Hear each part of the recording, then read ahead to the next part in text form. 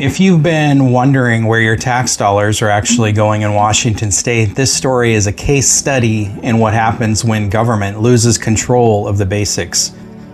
We're talking about an agency entrusted with protecting vulnerable children that can't retain its own employees, can't secure its own facilities, can't meet critical insurance deadlines, and can't account for tens of millions of taxpayer dollars. While state leaders warn of a $15 to $16 billion budget deficit and ask taxpayers to brace for difficult choices, one agency appears to be wasting money through preventable mistakes, administrative failures, and systematic mismanagement. Today we're breaking down how the Washington Department of Children, Youth, and Families reached this point, what it means for public safety, why taxpayers could be on the hook for millions that insurance should have covered, and whether this is simply a series of isolated mistakes or evidence of a government agency that's fundamentally lost its way. From Seattle to Los Angeles, this is Left Coast News. No apologies, just the truth.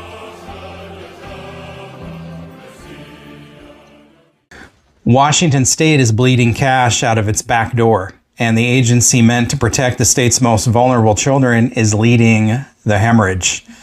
A compounding crisis of structural failure, extreme frontline turnover, criminal corruption, and multi-million-dollar administrative blunders has pushed the Washington Department of Children, Youth, and Families, DCYF, to the brink.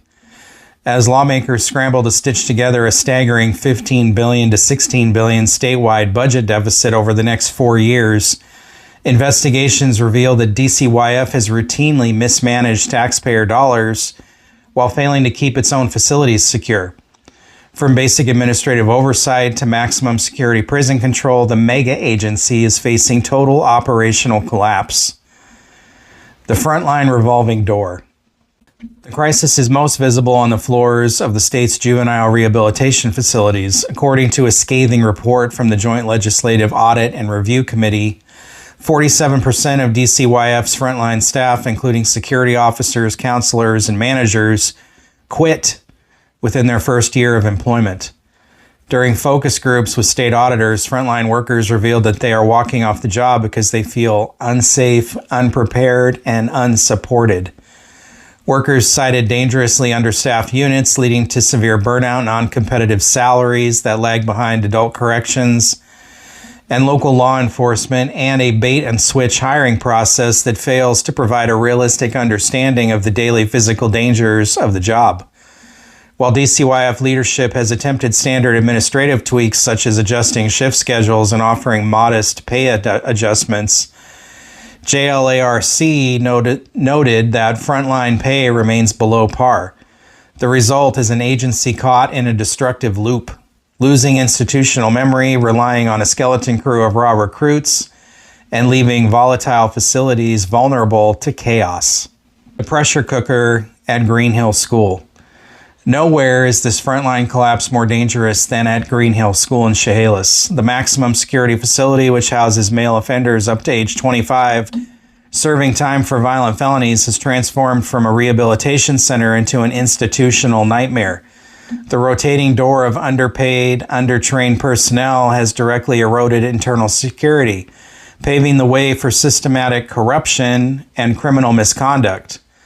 Local police and state prosecutors are drowning in the fallout, logging over 117 internal investigations at Green Hill in a single year alone. Smuggling and sexual exploitation.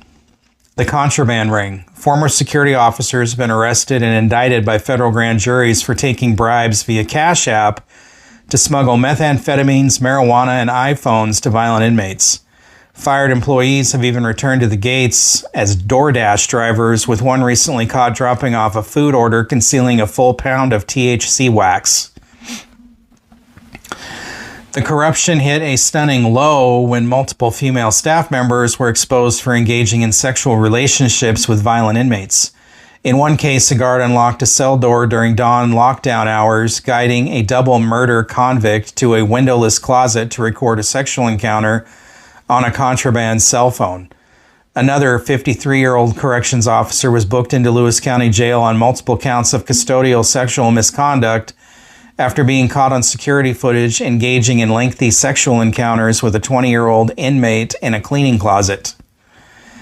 When a depleted workforce loses control of the floor, sophisticated criminal networks step into the vacuum. Inmates are effectively running operations from inside their cells, while the raw staff dropped onto the floor remain utterly unprepared to handle the threat.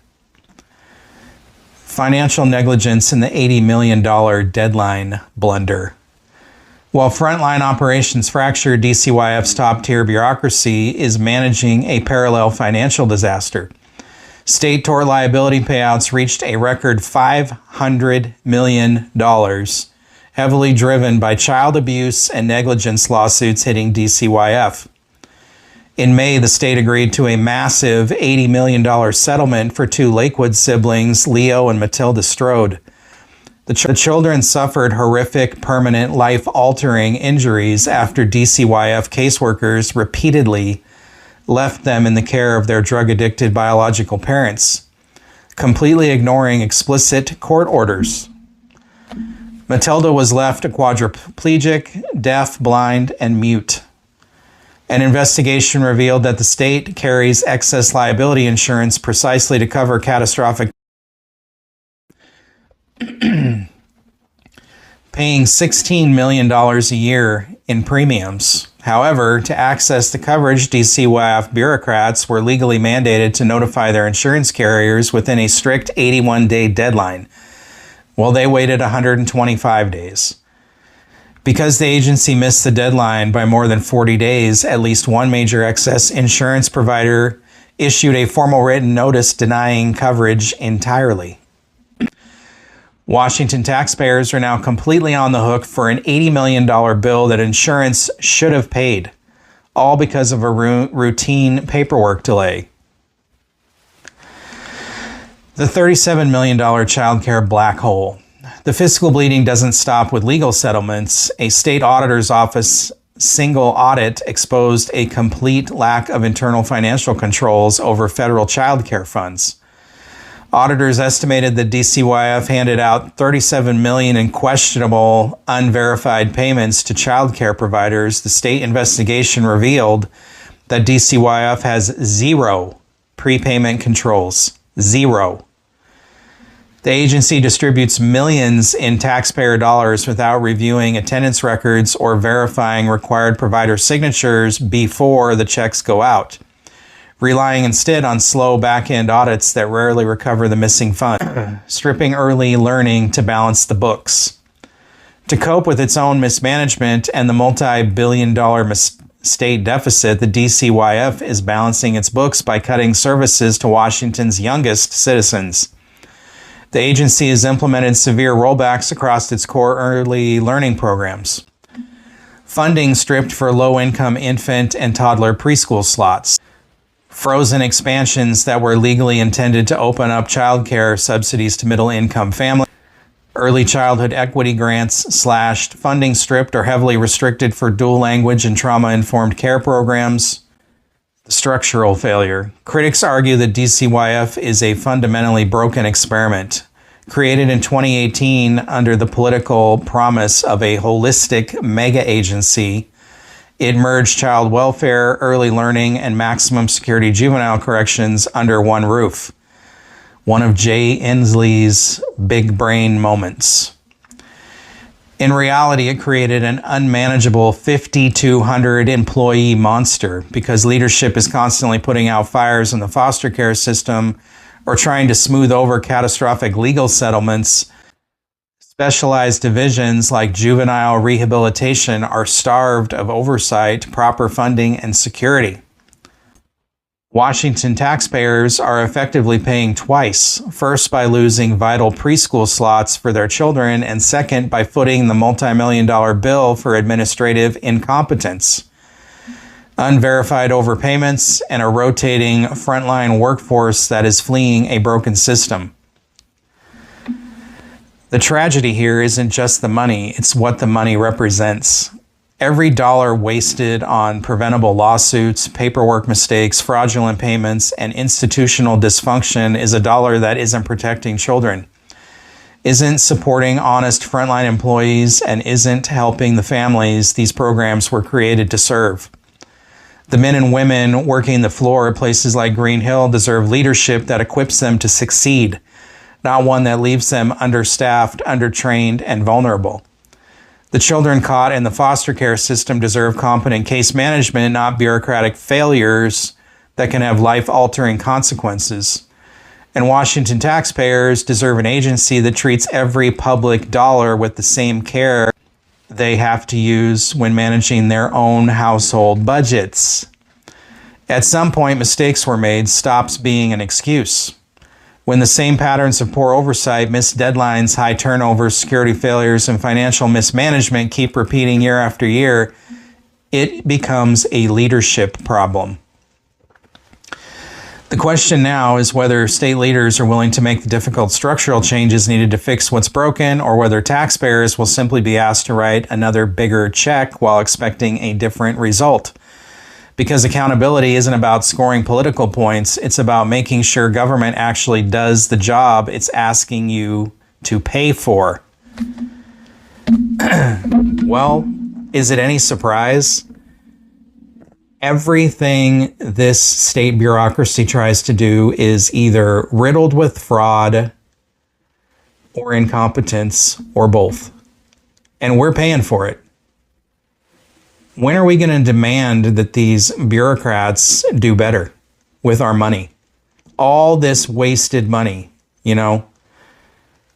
I can't wait to look and see how much of this budget deficit is fraudulent, paid taxpayer money, your hard-earned money.